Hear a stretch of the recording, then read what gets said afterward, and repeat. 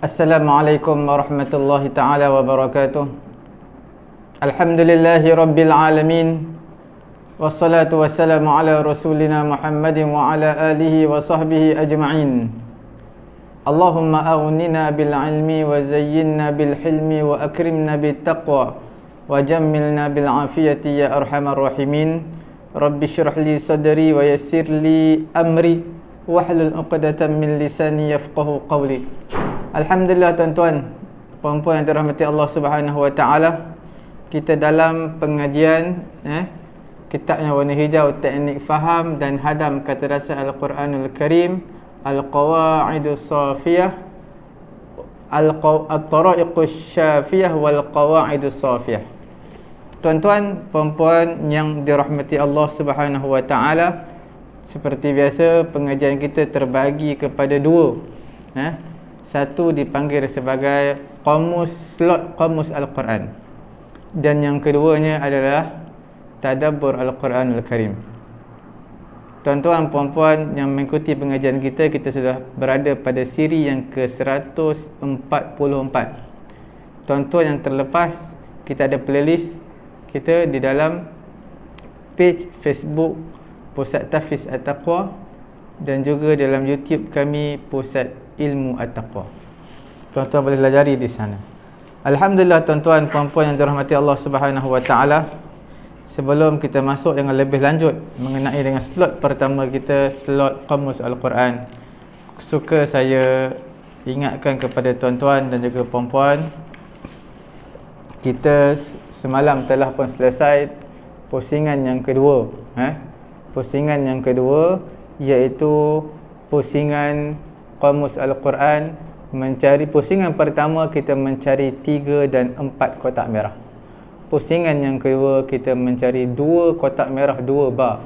Dan pusingan yang terakhir pada hari ini, kita mula pada hari ini bermula dengan huruf alif. Kita mencari 1 kotak merah, 1 bar, menunjukkan perkataan ini tidak kerap di dalam Al-Quranul Karim. Mungkin sekali, mungkin 2 kali yang datang di dalam Al-Quranul Karim. Tuan-tuan, puan-puan yang dirahmati Allah Subhanahu wa taala, perkataan 1 bar ini, 1 kotak merah ini adalah perkataan yang antara yang banyak di dalam Al-Quranul Karim. Mungkin kita ambil masa beberapa minggu ataupun bulan untuk kita habiskan mufradat vocabulary yang ada dalam Quran keseluruhannya. InsyaAllah tuan-tuan yang mengikuti pengajian kita, tuan-tuan akan lebih faham dan lebih kukuh vocabulary tuan-tuan yang mengikuti pengajian kita untuk mendalami makna Al-Quranul Karim.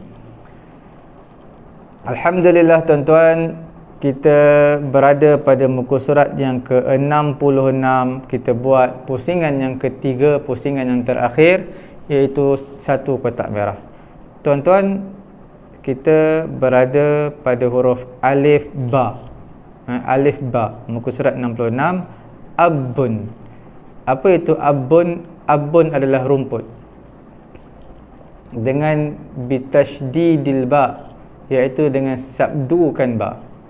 Tuan-tuan, kalaulah tuan-tuan baca abun tanpa disabdukan ba, ditasydidkan ba, maka maksudnya ayah. Kalau tuan-tuan tasydidkan dia, maknanya lain, iaitu maknanya adalah rumput. Dalam surah Abasa wa Tawalla, juzuk yang ke-30, wa fakihatan wa abba. Tuan-tuan lihat juzuk yang ke-30, Abasa wa Tawalla. Okey. Pada muka surat 585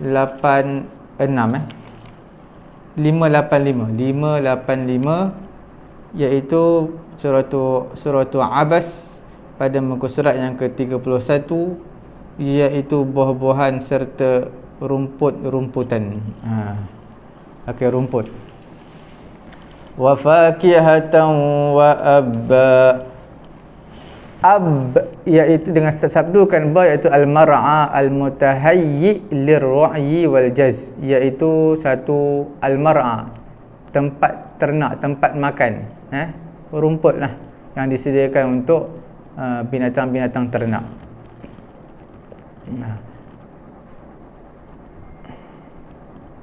Abban boleh, ibabatan, ibaban, tu semua makna sama. Okey.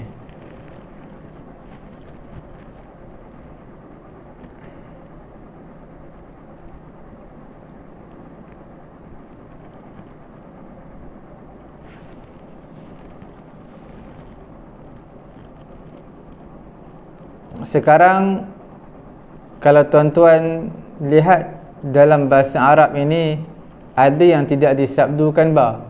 Tidak disabdu, tapi orang Melayu suka mensabdukannya. Di antara contohnya adalah contohnya famun.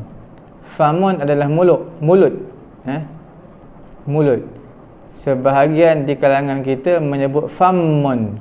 Famun salah, sebab tidak disabdukan, tidak ditasydidkan mim. Famun. Begitu juga dengan damun. Damun bermaksud darah, bukan damun, bukan disabdukan mim. Tapi untuk perkataan abun untuk rumput adalah disabdukan ba, tetapi kalau dibuangkan sabdu bermaksud ayah. Kita lihat lagi dalam muka surat yang ke-66 ini, iaitu ini ada 4 huruf. Kalimah asalnya 4 huruf, iaitu isim, iaitu alif, hamzah, ba, ra, qaf. Iaitu abariq. Abariq atas wazan mafa'il. Mafa'ilu iaitu termasuklah ismul ladzi la yansarif, yang diharamkan berbaris, tanwin dan juga berbaris bawah. Itulah kita panggil sirah muntahal jumu'. Maksudnya kendi ataupun carek. Ni dalam surah apa ya? Surah Al-Waqi'ah, tak salah, juzuk 27. Ada ke surah Al-Waqi'ah juzuk 27? Tuan-tuan lihat, tengok pada muka surat 535. Ayat atas sekali tu. Yatufu alaihim wildanun mukhalladun biakwabin wa abariq wa ka'sim min ma'in. Akwab jamak kepada kub. Makna gelas-gelas. Abariq makna carek-carek. Jamak juga tu ya. Ayat yang ke-18.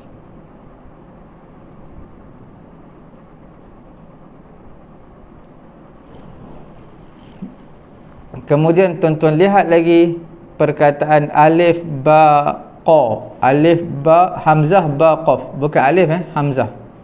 Sebab alif tak boleh terima baris. Hamzah, ba dan qaf. Apa dia? Iaitu abaqa. Abaqa ya'biqu. Dalam Quran ada satu ayat ya, id abaqa ilal fulkil mash'un fasahama fakana minal mudhadin faltaqamahul hutu wa huwa mulim. Dalam surah As-Saffat juzuk 23. Tuan-tuan lihat, ni mengenai dengan kisah Nabi Yunus alaihi salatu wassalam ditelan ikan nun. Okey, nampak pada muka surat 451 ayat yang ke-140. Ayat yang ke-139 telah pun bermula kisah Nabi Yunus alaihi salatu wassalam. Wa inna Yunus laminal mursalin id abaqa ilal fulkil mash'un. Ketika Nabi Yunus lari ke bahtera yang padat, yang penuh, yang syarat dengan barang-barang. 1440 ketika dia lari ke kapal yang penuh dengan muatan. Mash'un. Fasahama fakana minal mudhadin. Apa maksud fasahama fakana minal mudhadin? Kemudian dia ikut diundi, ternyata dia termasuk orang yang kalah dalam undian. Iaitu Nabi Yunus AS naik di atas kapal tersebut nak tenggelam, nak ditakdirkan oleh Allah nak tenggelam sebab muatan terlampau padat, penuh, lebih daripada kapasiti yang dibenarkan. Jadi mereka kata kita kena buat undi. Siapa yang undiannya kena dekat dia untuk dicampakkan ke laut, dia perlu dicampakkan ke laut. Untuk ringankan bebanan yang ada pada kapal ni, muatan yang ada pada kapal supaya tak tenggelam. Mereka buat undian, tengok-tengok kena kat Nabi Yunus. Mereka tak setuju. Mereka tak setuju. Mereka kata kita buat lagi undian kali kedua. Tengok-tengok kena kepada Nabi Yunus juga. Mereka tak setuju. Buat undian kali ketiga, kena kepada Nabi Yunus juga. Last sekali terpaksalah mereka campakkan Nabi Yunus AS. Mungkin di sana ada hikmah yang sangat besar.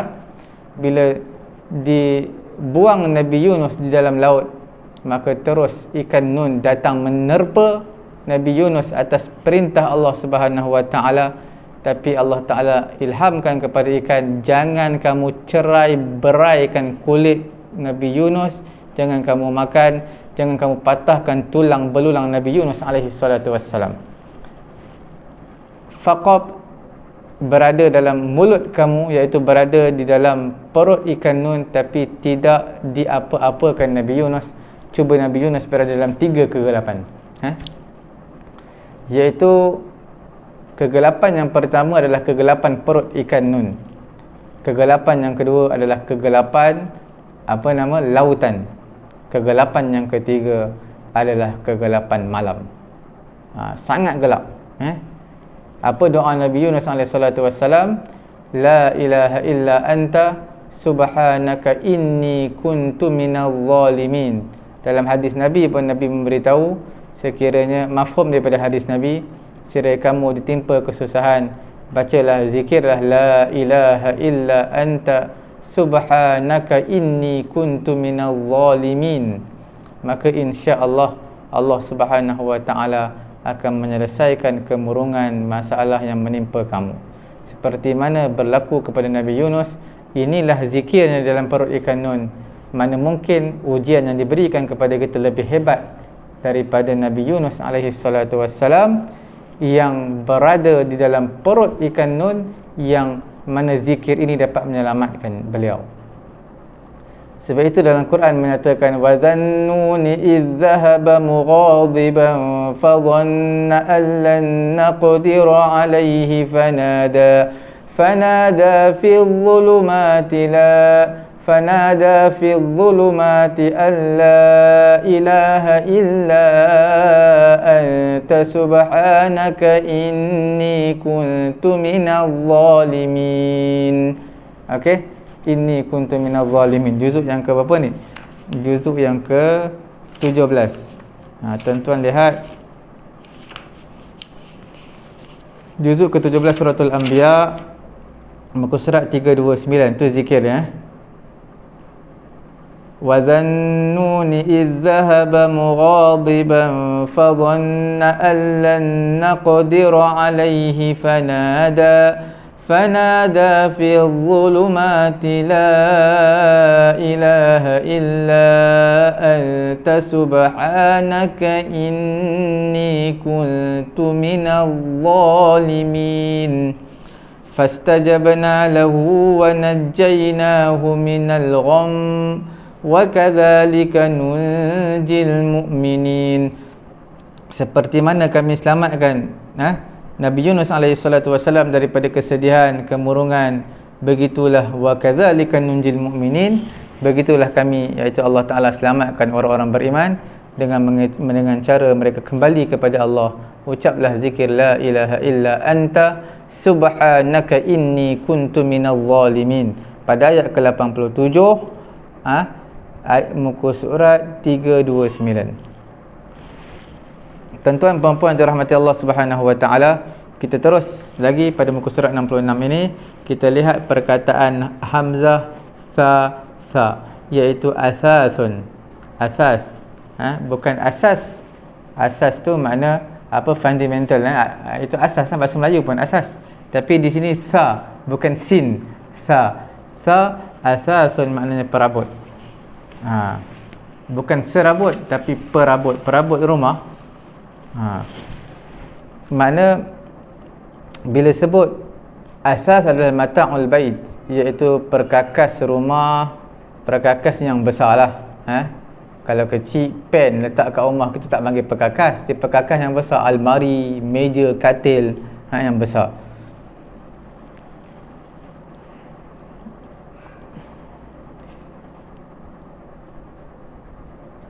Okey, dan dia tidak ada mufrad bagi dia lah.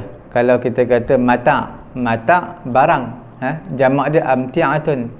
Tapi untuk asas adalah asas. Asas tu adalah jamak.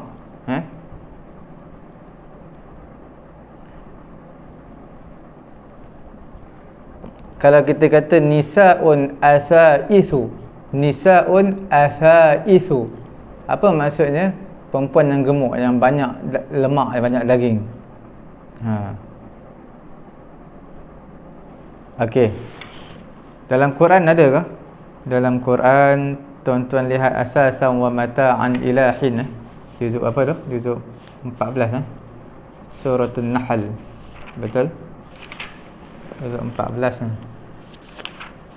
Berapa lai? 8 lai semuka ke apa? 7 lai semuka. Muka surat 276, ayatnya ke-80. Wallahu ja'ala lakum min buyutikum sakanan wa ja'ala lakum min juludil an'ami buyutan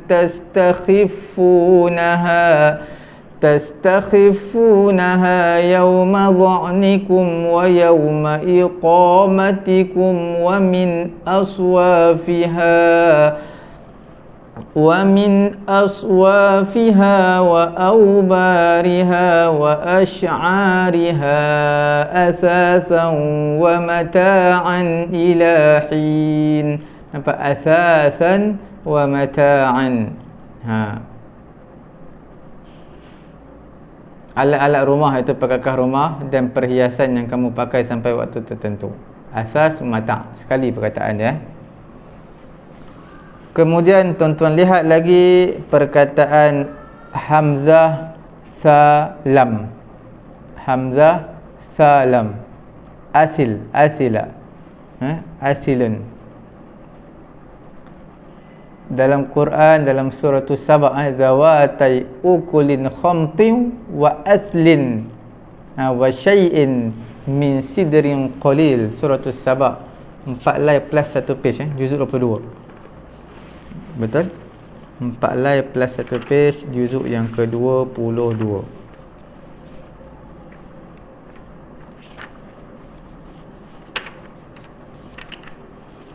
Surah Saba, muka surat 430, ayat yang ke-16. 16. فأعرضوا فأرسلنا عليهم سيل العرم وبدلناهم بجنتيهم جنتين ذواتي أكل خمط وأثل وشيء من سدر قليل. Okey. Asal. Tuan-tuan lihat terjemahan ayat ke-16, tetapi mereka berpaling. Fa'aradu fa'arsalna alaihim sailal arim. Kami, iaitu Allah Ta'ala, hantarkan kepada mereka banjir yang besar, dan kami ganti kedua kebun mereka dengan dua kebun yang ditumbuhi pohon-pohon yang berbuah pahit, pohon asal, dan sedikit pohon sidir. Pohon asal ialah sejenis pohon cemara, dan pohon sidir ialah sejenis pohon bidara. Jadi mana sidrun adalah pohon bidara, kalau aslun adalah pohon cemara. Jadi sidir ni tuan-tuan akan jumpa perkataan dalam kitab-kitab fiqh dalam bab mandi mayat. Menggunakan bidara. Okey. Tapi dalam aslin tuan-tuan jumpa di sini jelah cemara. Pohon cemara. Okey tuan-tuan, puan-puan yang dirahmati Allah Subhanahu wa taala,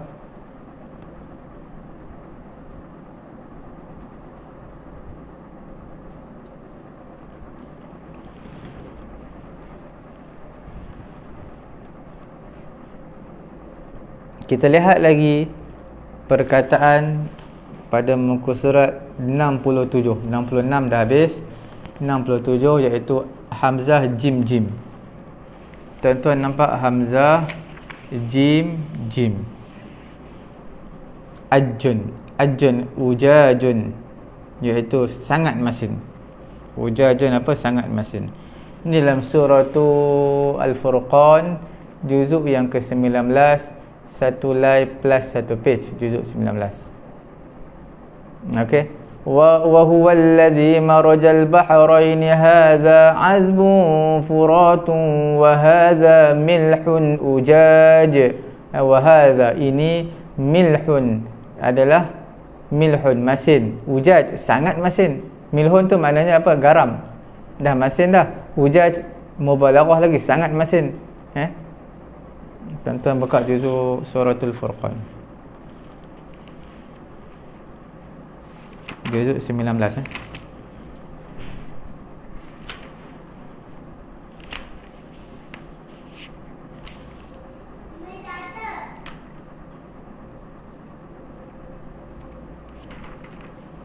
Muka surat 364 ayat yang ke-53. Wa huwa alladhi marajal bahrain hadha azbun furatun wa hadha milhun ujaj wa ja'ala bainahuma barzakhan wa hijran mahjura. Okey. Tuan-tuan nampak ayat ke-53, dan dialah yang membiarkan dua laut mengalir. Yang ini tawar dan segar. Azbun tawar, air biasa. Furat yang segar, dan yang lain masin dan pahit. Okey. Masin dan pahit. Milhun ujaj. Milhun adalah sangat masin, sangat masin. Dia sangat masin. Azbun furat.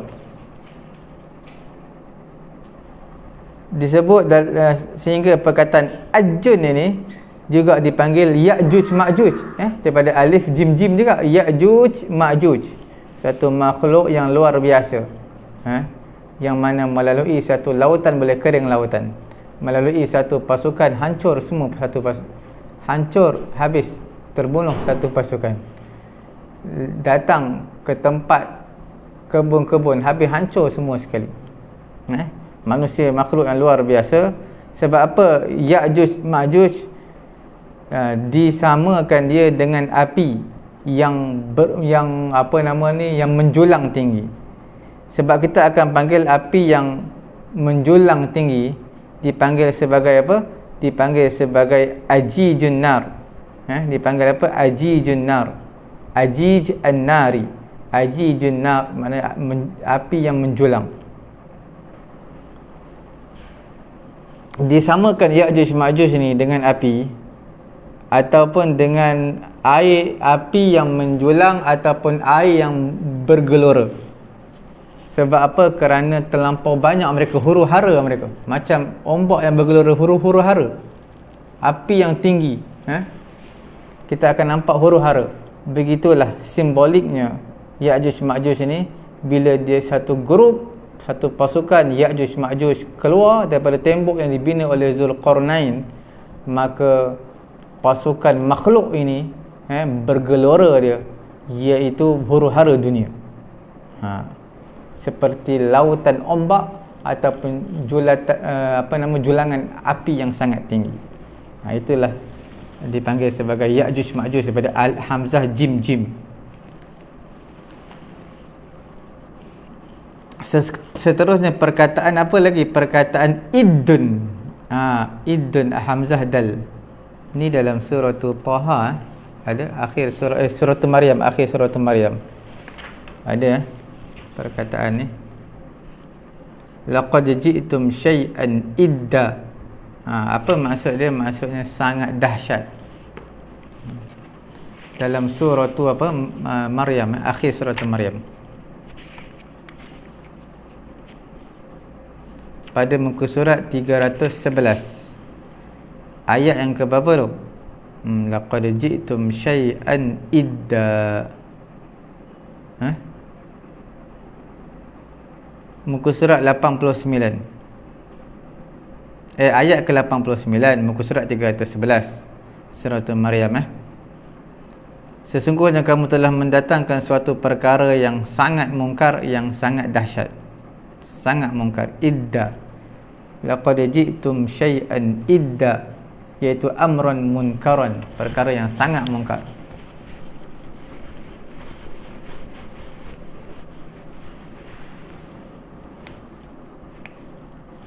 Okey.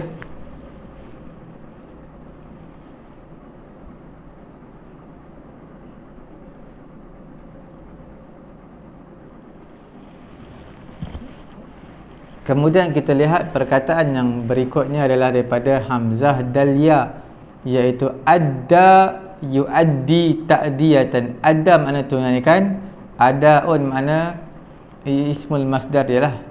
Ismul masdar itu menunaikan, penunaian, menunaikan. Adaun, kita sembahyang usolli fardhu zuhri 4 rakaatin. Adaan, adaan makna tunaikan, tunai, bukan qada, tunai. Okey. Ada verb menunaikan.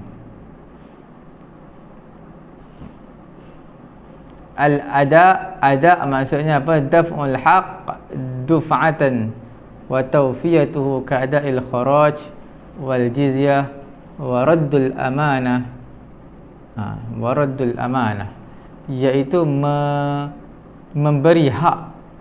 Duf'atan, duf'atan sekali bagi, dan menyempurnakan pemberian tersebut, seperti mana menunaikan cukai, dan juga raddul amanah, mengembalikan amanah.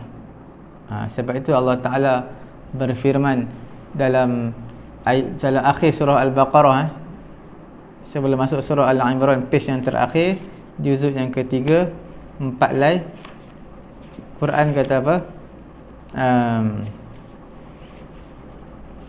وَإِن كُنتُمْ عَلَى سَفَرٍ وَلَمْ تَجِدُوا كَاتِبًا فَرِهَانٌ مَقْبُوضَةٌ فَإِنْ أَمِنَ بَعْضُكُمْ بَعْضًا فَلْيُؤَدِّ الَّذِي اؤْتُمِنَ أَمَانَتَهُ وَلْيَتَّقِ اللَّهَ رَبَّهُ. فَلْيُؤَدِّ الَّذِي, sekiranya sebahagian di kalangan kamu, amina ba'dukum ba'dan, percaya kepada sebahagian yang lain, falyu'addil ladzi tumina amanatahu walyattaqillaha rabbah, iaitu apa dia? Falyu'addil ladzi, hendaklah menunaikan, fi'il amar, orang yang diberi amanah akan amanahnya. Hendaklah yang dipercayai itu menunaikan amanahnya, hutangnya maksudnya, dan hendaklah dia bertakwa kepada Allah. Yang diberikan amanah, tunaikan amanahnya. Okey. Dalam surah ini muka surat 49 ayat 283. Dalam surah An-Nisa, pada tuan-tuan buka juzuk surah An-Nisa juzuk ke-5, tuan-tuan lihat 1 lai 2 lai, tuan-tuan lihat 3 lai, juzuk yang ke-5 3 lai. Di tengah-tengah tu ada ayat innallaha ya'murukum an tu'addul amanati ila ahliha wa idza hakamtum bainan nasi an tahkumu bil 'adl innallaha ni'ma ya'idhukum bih innallaha kana sami'an basira. Okey. Sesungguhnya Allah Ta'ala perintahkan kepada kamu, kamu tunaikanlah amanah-amanah kepada tuannya. Kisah ni tuan-tuan baca panjanglah, mengenai siapa? Osman bin Abi Talha, kalau tak salah. Osman bin apa? Bin Abi Talha. Osman bin Abi Talha, yang pemegang kunci Kaabah, keturunan dia. Dan Osman bin Abi Talha ini juga pernah dipuji oleh siapa? Oleh Ummu Salamah. Ketika mana Ummu Salamah, Abu Salamah nak berhijrah, pada ketika itu kabilah Ummu Salamah tahan, jangan bawa Ummu Salamah. Kemudian mereka berlaku pergelutan antara kabilah Asad, kabilah Abu Salamah dan juga Ummu Salamah. Kemudian last sekali mereka rampas, mereka ambil anak Ummu Salamah dan juga Abu Salamah. Ummu Salamah tinggal seorang je, sebatang kara, anak tak ada, suami tak ada. Telah kabilah mereka Asad, kabilah Abdul Asad dah ambil. Jadi dia berteriakan seorangan diri setiap hari pagi petang, sampailah satu ketika apa yang berlaku? Telah berlaku apa yang berlaku, iaitu datangnya Osman bin Abi Talha. Osman bin Talha bin Abi Talha. Osman bin Talha bin Abi Talha datang. Dia kata, dia pergi jumpa kabilah dia, kerana apa kamu biarkan dia berseorangan diri, dia perlukan kepada suami dia. Jadi Osman bin Talha bin Abi Talha bawa tuntun dia, tuntun unta, sampailah ke mana tempat Abu Salamah berhijrah. Maka apa jawapan daripada Ummu Salamah? Aku tidak pernah diuji Ahlul Bait, tidak pernah diuji seperti ujian aku ini, dan juga aku tidak pernah menjumpai seorang lelaki yang lebih baik daripada seperti mana lelaki tadi, siapa? Osman bin Talha bin Abi Talha. Hebat dia maknanya dia grab percuma, tidak perlu bayar. Kisah dia banyak, tuan lihat dalam Hayatus Sahabah karangan Yusuf Al-Kandahlawi, Maulana Yusuf Al-Kandahlawi. Okey. Kemudian tuan-tuan lihat lagi, saya rasa cukup sekadar itu untuk pengajian kita Qamus Al-Quran. Walaupun satu ba ni cukup banyak pada huruf alif ni banyak. Tuan-tuan lihat, kita akan sambung pada muka surat 68. Boleh dikatakan semuanya satu ba. 90% muka surat 68 semua satu ba. Maknanya jarang-jarang digunalah. Bukan jarang diguna, jarang datang dalam Quranul Karim. Kemudian pada muka surat 69 pun banyak huruf satu ba. Muka surat 70 pun ada, muka surat 71 pun ada. Kemudian selepas itu baru kita masuk huruf ba, dan huruf ba pun banyak yang satu ba, satu kotak merah. InsyaAllah tuan-tuan, kita bertemu kembali dalam sesi Qamus Al-Quran. Kita bertemu kembali dalam keesokan hari untuk Qamus Al-Quran. Sekarang ni kita masuk dalam slot yang kedua, dipanggil apa? Iaitu slot Tadabbur Al-Quranul Karim. Tuan-tuan yang dimuliakan oleh Allah Subhanahu Wa Taala, seperti yang saya bagi tahu kepada tuan-tuan semalam, kita sambung dalam bab dipanggil bab apa? Iaitu dipanggil bab Fawasilul Ayah, iaitu kita panggil ayat terakhir dalam Al-Quranul Karim. Tuan-tuan, kita dah bincang semalam, ada berlaku kadang-kadang kita lihat ditukar satu kalimah dengan kalimah yang lain untuk samakan akhir ayatnya, dan ada juga kalau tuan-tuan lihat, bukan kata tukar satu kalimah, diletakkan satu kalimah pada satu tempat dan diletakkan pada tempat yang lain, iaitu satu kalimah yang lain. Sebab apa dia letak begini? Supaya tak nak berlakunya pengulangan. Tuan-tuan lihat di dalam surah An-Nisa ayat 48 dan juga surah An-Nisa juga ayat 116. Dua-dua juzuk yang kelima. Tuan-tuan lihat, wa man yusyrik billahi faqad iftara ithman 'azima. Ayat 48. Awal ayat sama, awal ayat innallaha la yaghfiru an yushraka bihi wa yaghfiru ma duna dhalika liman yasha wa man yushrik billahi faqad iftara ithman 'azima. Dalam ayat ke-116, ayat awal dia sama. Innallaha la yaghfiru an yushraka bihi wa yaghfiru ma duna dhalika liman yasha ومن يشرك بالله فقد ضل ضلالا بعيدا. Okey. Di akhir tu yang lain, faqad iftara dengan faqad dhalla dhalalan ba'ida.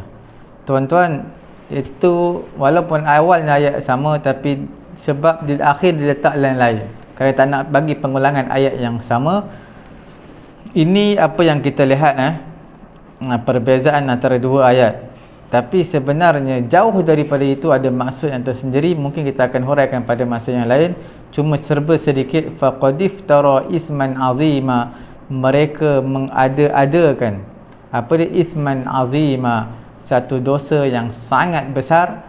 Ini adalah kisah orang-orang Yahudi, kerana mereka ada knowledge mereka ada, mereka faham Taurat, tapi mereka mereka dalam isu agama. Okey, sebab itu Quran kata faqad iftara isman azima. Tapi dalam surah An-Nisa ayat ke-116 digunakan ayat faqad dhalla dhalalan ba'ida. Ayat ini bukan ayat untuk orang Yahudi, tetapi untuk orang-orang musyrikin Quraisy, kafir Mekah. Mereka ini sudah pasti, mereka ni ummi, tak tahu baca, tak tahu menulis, dan mereka adalah golongan yang sesat. Mereka tak ada knowledge. Macam mana nak ada knowledge? Baca pun tak tahu, tulis pun tak tahu. Jadi sebab itu pada ayat 116 bukan dituju kepada orang-orang Yahudi, bahkan ditujukan kepada orang kafir, orang musyrikin Mekah. Faqad dhalla dhalalan ba'ida, maka sesungguhnya mereka telah berada dalam kesesatan yang sangat jauh, kerana mereka tak ada knowledge. Okey, sangat jauh kesesatan mereka.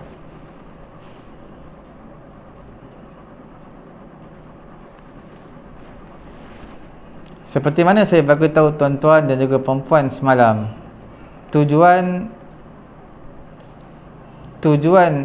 kita belajar fawasilul ayah bukanlah Quran ini nak bagi tahu meraihkan janib al-musiqi,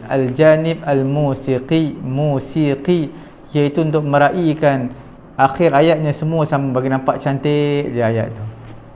Tuan-tuan kalau biasa dengar khutbah orang Arab berkhutbah, tuan-tuan tengok khutbah jemaat dia berkhutbah, bukan baca khutbah, berkhutbah.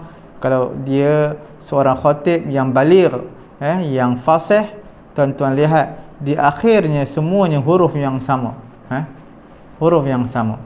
Jadi maknanya dia orang hebat dalam berkhutbah. Okey.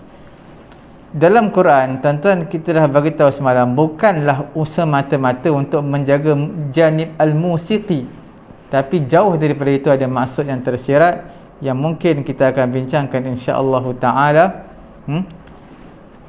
Kita lihat di sini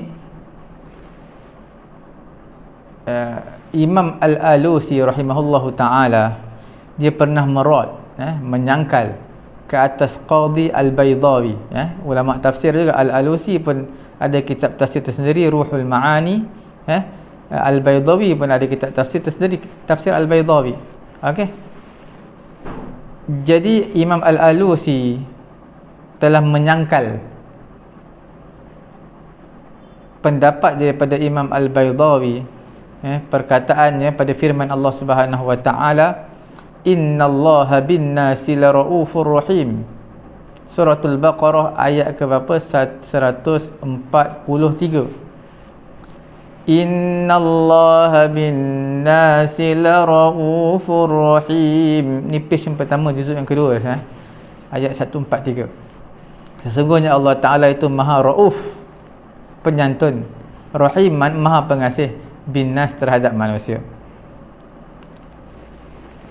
Persoalannya wala'allahu, kemungkinan, perkataan daripada Imam Baydawi kemungkinan ditakdimkan, dikedepankan rauf, nampak, raufur rahim. Innallaha bin-nasi la raufur rahim. Sebab apa rauf letak dulu yang pertama, kemudian kalimah yang kedua diletakkan rahim. Jadi di sini Imam Al-Baydawi menyatakan Ar-Ra'uf wa huwa ablaq muhafazatan 'alal fawasil, iaitu kalimah Ra'uf ini adalah lebih ablaq, lebih mubalaghah untuk menjaga ataupun lebih baligh, lebih cantik untuk menjaga di akhir ayat. Kalau tuan-tuan akhir ayatnya, kalau tuan-tuan lihat, innallaha bin nasi la rahimur rauf, kan tak apa sedap. Sebab tuan-tuan tengok juzuk yang kedua yang saya beritahu, ayat 143. Ayat-ayat akhir, ayat selepas dan sebelum dia, boleh dikatakan semua huruf mim di akhir. Rahim ada mim, bukan rahim lah, tapi mustaqim. Contoh tuan-tuan lihat juzuk yang kedua, muka surat 22 ayat 143 tadi. Tuan-tuan lihat ayat 142, yahdi man yasha'u ila siratim mustaqim, mustaqim, rahim, ya'malun, al-zalimin, kan nampak cantik. Tapi bila letak innallaha bin nasi la rahimur rauf, jadi tak apa nak sedap lah. Itu sebab dia. Imam Baydawi kata.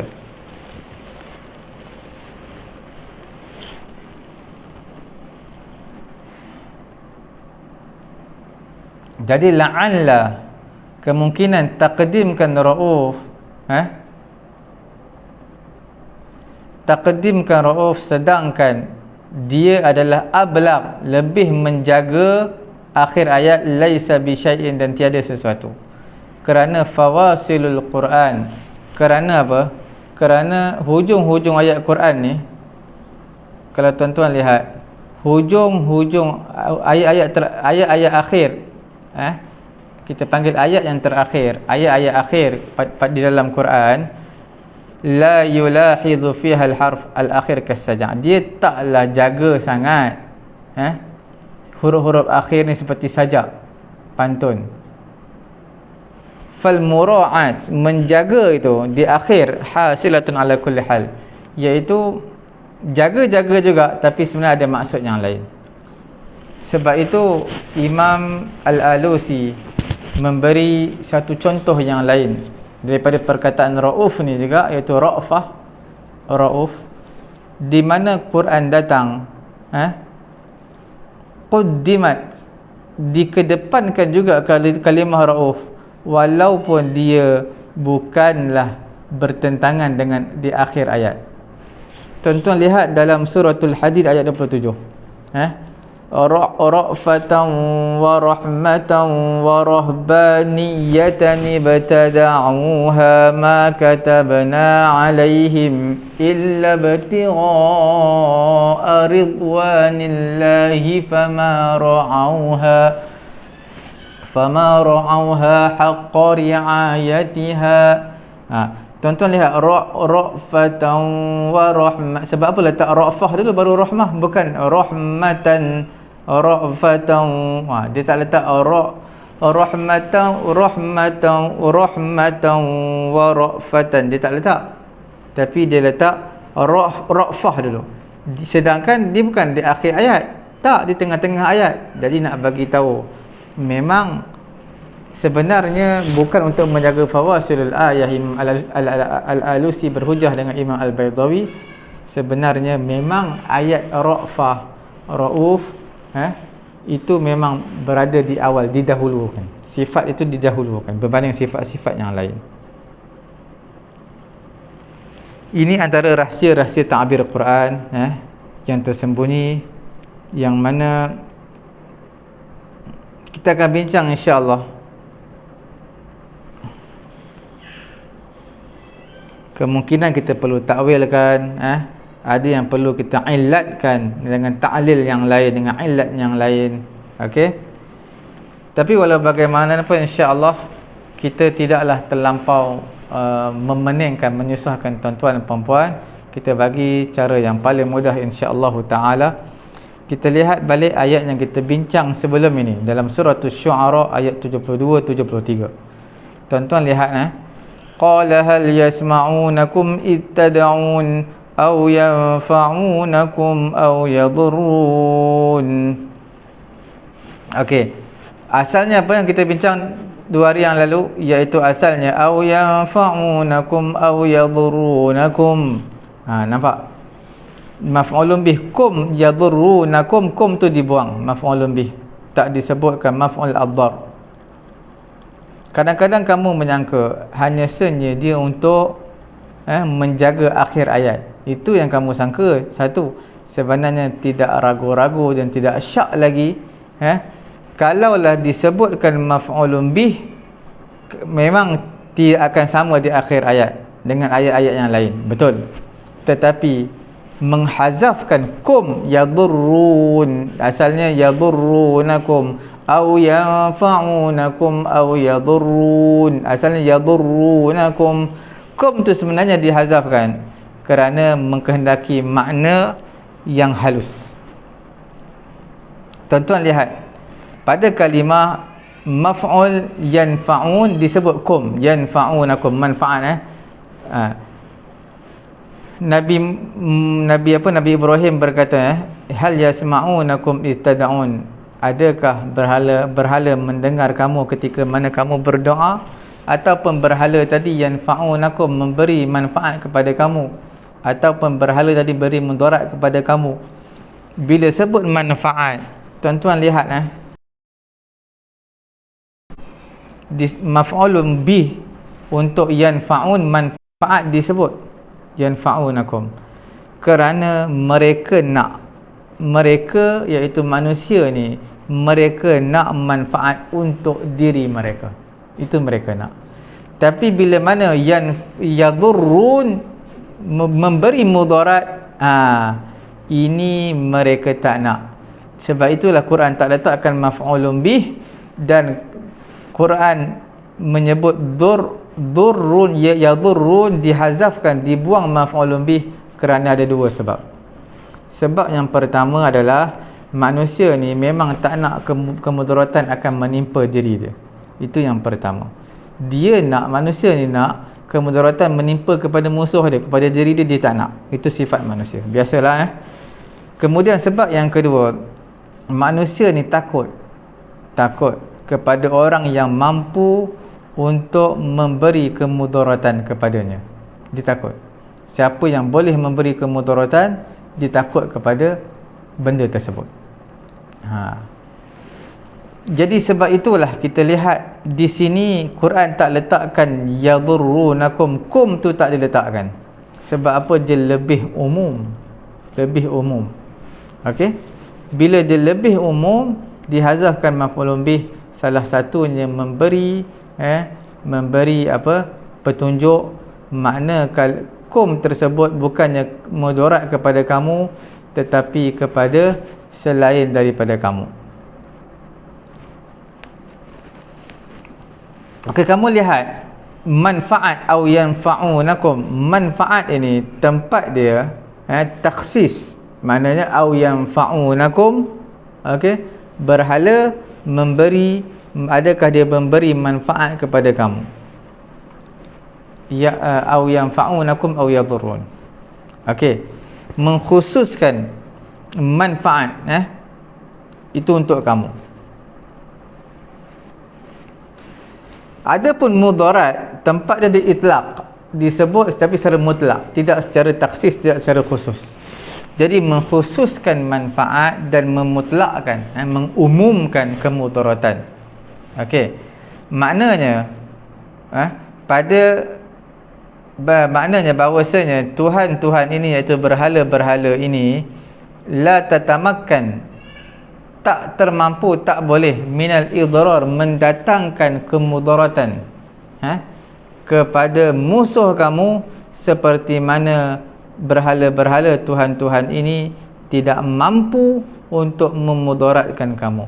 Maka falimaza ta'budunaha, maka kerana apa kamu sembah juga dia. Jadi maksudnya Quran menghazafkan yadurrunakum, kum tu Quran hazaf kerana bukan setakat nak meraihkan akhir ayat, tetapi di sana ada maksud yang lebih tinggi, yang lebih halus, iaitu berhala-berhala ni sebenarnya bukan kata tak dapat memberi mudarat kepada musuh-musuh kamu, bahkan diri kamu sendiri pun berhala tak mampu untuk memudaratkan kamu. Nampak Jadi makna lebih luas, lebih umum, lebih mutlak. Kalaulah kita kata andai kata disebut maf'ulun bih, au yanfa'unakum au yadurrunakum, pasti tidak akan memberi dua makna ini. Tak memberi dua makna ini maksudnya tak memberi petunjuk, iaitu berhala-berhala ini tidak boleh memudaratkan musuh kamu dan juga tidak boleh memudaratkan kamu. Kalau Quran kata au yanfa'unakum au yadurrunakum, makna untuk diri kamu berhala tak dapat memudaratkan kamu, tapi untuk musuh kamu boleh. Jadi maksudnya begitu. Sebab itu Quran hazafkan kum untuk memberi makna yang mutlak, yang umum. Nampak halusnya Quran.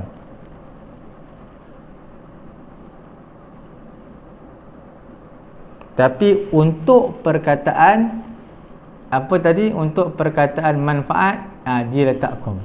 Sebab tak umum. Manfaat untuk diri kita, kita nak. Okey.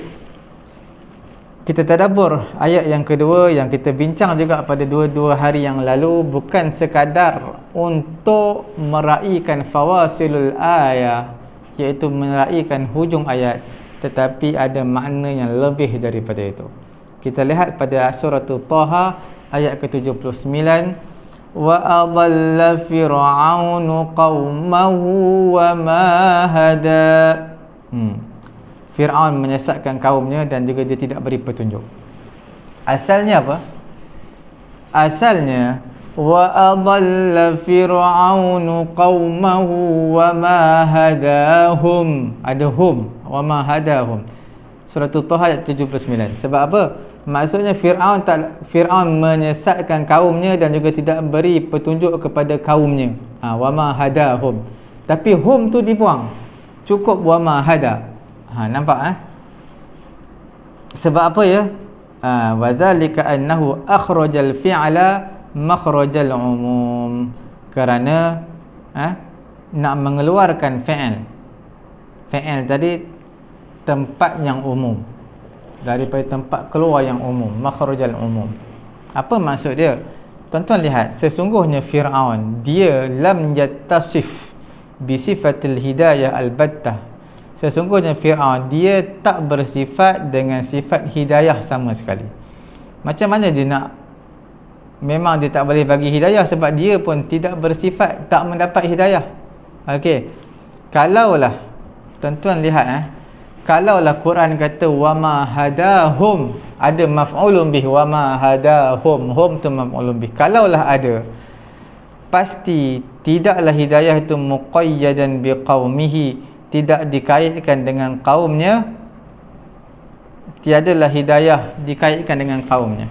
Kerana idh yahtamil annahu hada ghairahum, kerana ada kebarangkalian dia memberi petunjuk kepada selain daripada kaumnya. Tetapi bila Allah Ta'ala kata wa ma hada, maksudnya ma hada ahadan. Fir'aun tak boleh beri petunjuk kepada seorang pun, sama ada kaum dia ataupun bukan kaum dia. Maksudnya fahuwa qad adalla qaumahu wa lam yahdi ahadan la min qaumihi wa la ghairihim. Maksudnya Fir'aun ni, Quran buangkan maf'ulun bih wa ma hadahum, hum tu dibuang. Kerana Fir'aun ni bukannya tak bagi petunjuk kepada kaum dia, orang lain selain daripada kaum dia pun dia tak bagi petunjuk. Dia tak tunjukkan jalan yang benar. Makna tak ada seorang pun yang Fir'aun pimpin tunjuk jalan yang benar. Tak ada seorang pun. Jadi kalaulah Quran sebut wa adalla fir'aunu qaumahu wa ma hada wa ma hadahum, Quran sebut wa ma hadahum, pasti akan tidak memberi makna umum. Fir'aun telah sesat dan juga Fir'aun telah sesat dan tidak memberi petunjuk kepada kaumnya sahaja. Kemungkinan kepada orang lain dia beri petunjuk, dia bimbing kepada jalan yang benar, kemungkinan. Sebab itu Quran tidak meletakkan maf'ulun bih hum, menunjukkan di sana ada dua makna, makna mutlak, makna umum, iaitu Fir'aun bukan sekadar dia tak beri petunjuk, tidak membimbing kaumnya, bahkan orang lain pun dia tidak bimbing, tak beri petunjuk. Maksud kata tak ada seorang pun yang dia bimbing kepada jalan yang benar. Nampak itu maknanya umum. Kita nak bagi tahu ayat-ayat ni kita dah bincang sebelum ini. kita bincang dari sudut sekadar fawasilul ayah, akhir ayatnya di hujungnya sama. Tapi sebenarnya tuan-tuan, lebih daripada itu, dia mempunyai satu maksud yang sangat halus. Kalau tuan-tuan tadabbur betul-betul, insya-Allah esok kita akan bincang ayat yang kita bincangkan semalam, iaitu wa in ta'uddu ni'matallahi la tuhsuha innallaha laghafurur rahim innal insana la zalumun kafar. Dia tukar kalimah tu, tukar. Bukan sekadar untuk meraihkan fawasilul ayah, iaitu akhir ayat, tetapi di sana sudah pasti ada makna yang lebih daripada itu. InsyaAllah tuan-tuan, puan-puan, kita bertemu kembali pada keesokan harinya jam 9.30 pagi, Isnin sehingga Jumaat. Kita bersiaran menggunakan kitab Teknik Faham dan Hadam Kata Dasar Al-Quran. Dan saya mohon maaf sekiranya ada kesilapan, kesalahan dalam penyampaian saya. Dan saya harapkan tuan-tuan tekanlah butang share, supaya ramai mengambil istifadah, mengambil benefit daripada pengajian kita pada pagi yang mulia ini, kerana mungkin ramai yang hendak ingin mendalami ilmu Al-Quran, tetapi sebab tuan-tuan tak tekan butang share, friend tuan-tuan tak dapat, tak temui lagi page kita ini. InsyaAllah kita bertemu kembali. Subhanallahumma wa bihamdihi, subhanakallahumma wa bihamdika, ashhadu an la ilaha illa anta, astaghfiruka wa atubu ilaik.